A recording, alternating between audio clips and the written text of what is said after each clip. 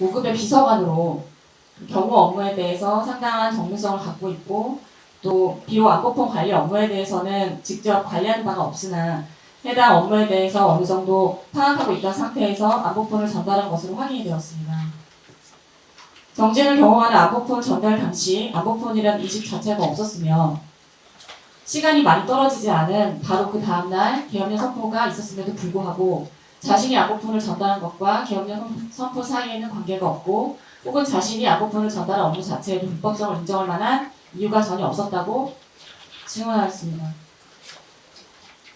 정진은 경호관이 안보폰을 전달한 것은 경호처 내부의 의사결정에 따라 이루어진 것이므로 거기에 어떠한 위계행위도 있을 수 없고 불법성도 개입된 바가 없기 때문에 이에 의한 공무집행 단위는 그 구성 요건이 성립하지 않는다는 점을 말씀을 드립니다.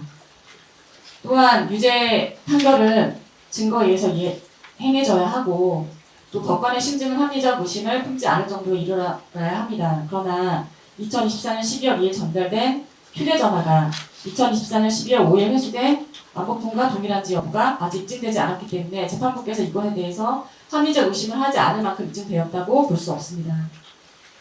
지난 기일 변호인의 반대신문 중 애초에 받았다는 10월 2일날 최초로 받았다는 휴대전화가 경호관께서 전달하신 휴대전화와 동일한 핸드폰이라는 걸 알 수 있냐라는 질문에 잘 모르겠습니다 라고 답변하였습니다. 이는 2024년 12월 2일 전달한 휴대전화와 2024년 12월 5일 회수한 휴대전화가 동일한 기기인지조차 전달자 본인도 확신하지 못한다는 것을 의미합니다. 또한 정진훈 경호관은 2024년 12월 5일 교체 시가 되어서야 인수인계 확인서를 통해 안보폰이라는 것을 인식하였고, 그 전달 과정에서도 경호처장 지시에 따라서 적법한 임무를 수행한다고 지속적으로 인식하고 있었습니다.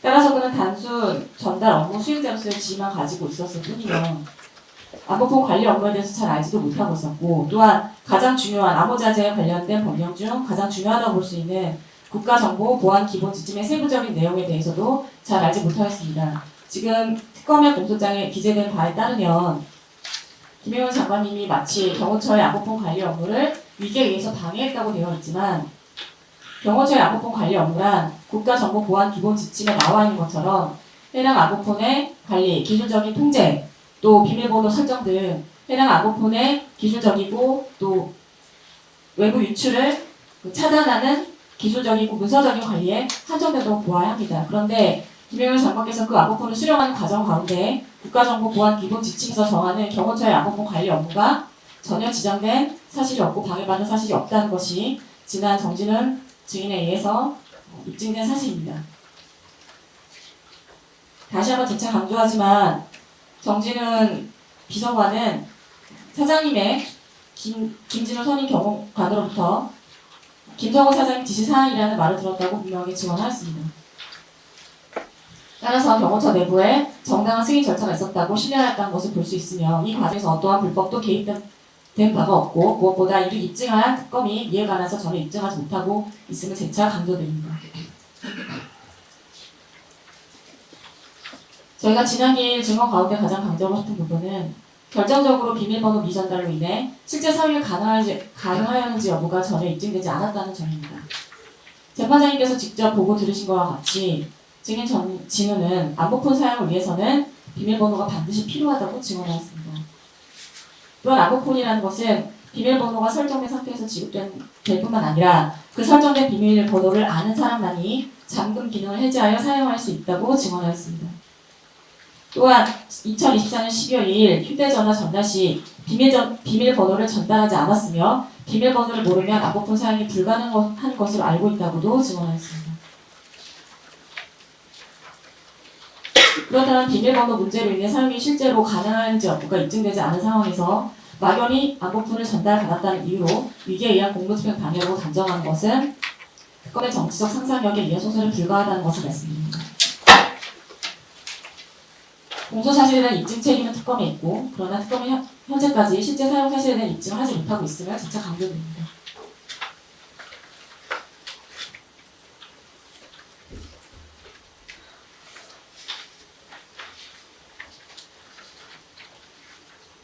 마지막으로 김진우 경호관의 증언을 말씀드리면서 변론을 마무리하겠습니다. 김진호 선임 비서관의 증언에 따르면 안보부는 대통령 그리고 경호처장이 최종 의사결정을 갖는 국가안보 보안 자산으로 대통령의 통치권 범위 내에서 사용할 수 있는 암호 자재에 해당합니다. 따라서 김용현 장관님이 안보부를 수령한 행위 그 자체는 최종 의사결정권자인 대통령이 이를 허가하지 않았다거나 혹은 대통령을 기망하여 수령하였다는 점이 입증되지 않는 이상 적법하게 수령한 것으로 이는 계엄사를 위해 필요한 정당한 권한 행사에 해당하며 이후 이를 어떻게 사용할지는 전적으로 장관의 의사결정 영역 내에 속하는 것이므로 이를 통해 경호처 업무가 방해된 사실은 전혀 없다고 보아야 합니다.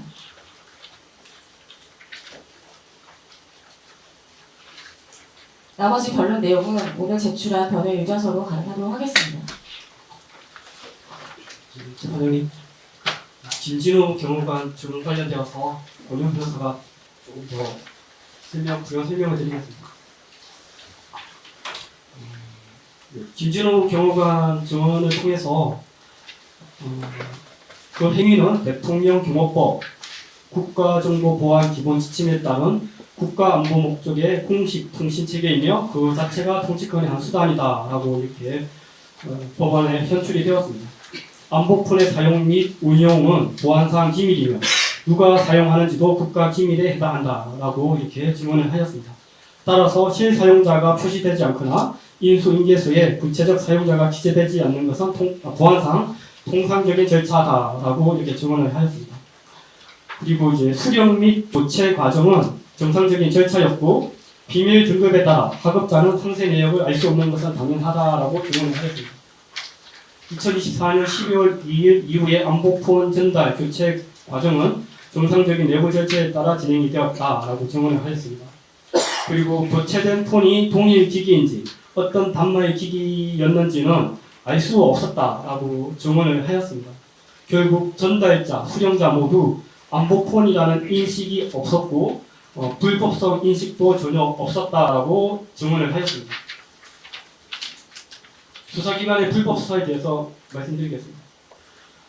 김진호 경호관은 안보폰 관련 문건은 상급 비밀, 자재 자체는 2급 비밀에 해당하고 관련 증언에서 상급 기관장 승인 절차가 필요하다고 증언하였습니다. 그러나 수사 과정에서 이러한 절차가 준수되지는 않았습니다. 수사기관이 절차적 보안 승인 없이 경호처 직원을 조사하는 것은 오히려 국가보안 규정을 위반한 불법 수사였다라는 것이 김진호 경호관의 증언을 통해서 이 법정에 현출이 되었습니다. 이 부분에 대해서 재판부께서 한번 심도 있게 고려해 주시기를 바라는 바입니다. 그리고 재판장님께서 재판부에 드리고 싶은 말씀이 있습니다. 사법부를 일반인뿐만 아니라 법률가들은 인권의 최후 보루라고 일컫고 있습니다. 헌법에서 사법부의 독립을 보장한 이유도 인권의 최후 보루이기 때문일 것입니다.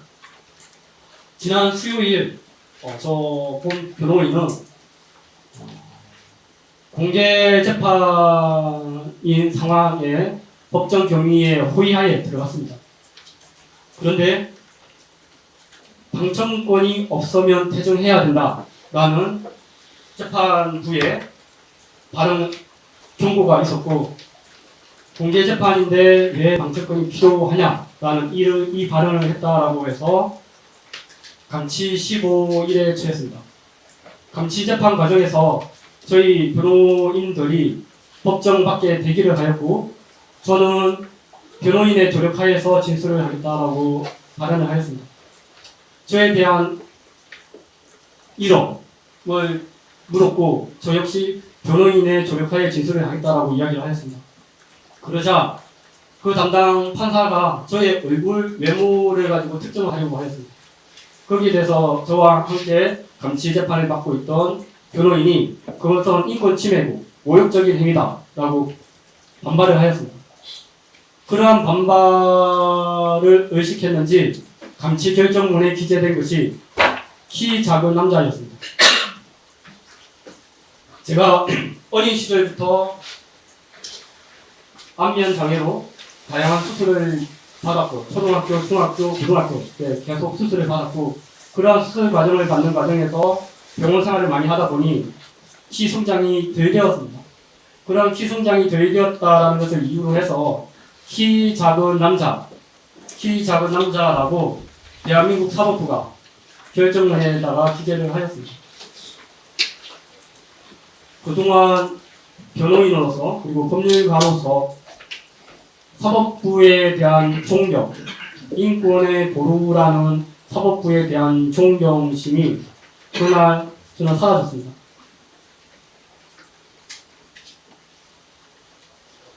사라졌지만 저는 변호인으로서 장관님의 억울한 상황 그리고 무너진 법치주의를 회복하기 위해서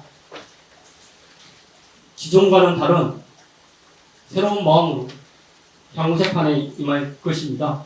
그동안 특검과 사법부에 대한 나름대로의 존경심이 있었지만 그러한 존경심은 이제 내려놓고 본격적으로 재판부와 특검에다가 적극적으로 대응을 할 생각입니다. 예, 이상입니다.